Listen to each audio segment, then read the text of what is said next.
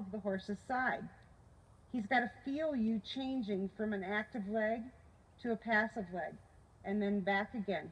And then all he says is, oh, that's no different than her hooking the reins to my feet.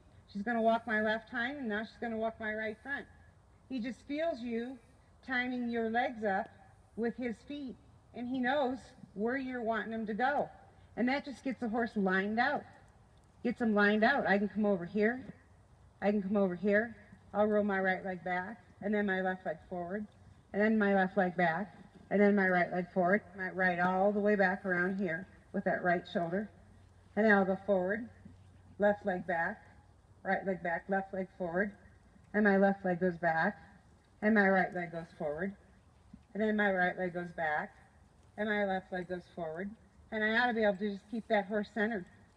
So that's what we're going to work on first, you guys. It's one leg at a time. When you're timed up with the hind legs, you release for the outside shoulder. Release, release, release, release, release. Now I'm just timing up with the outside shoulder. Release, release, a little bit more, Rudy. Release, release, release, release, release. He's a little sloppy there. We'll get that worked out. Then I go back to the hind quarter. And I release every time I see that shoulder. Take a step. Then I go back to the outside shoulder and I walk, don't go forward. We're going over here. I open my right leg and I just ride that shoulder right on through. So you're going to start out. We'll spread out and it's going to look like this at first, you guys. You're not going to think about the front feet too much. You're just going to think about the hind quarters. Can I get the hind to come over here? Good. Let go. Now can I get my hind to come over here? Good. Let go. Now I can get my hind over here. Perfect. Let go. Kind of push the hind over here. Good. Go. And that's all you're going to do. And when I see that looking pretty good, we'll start adding the front feet to it.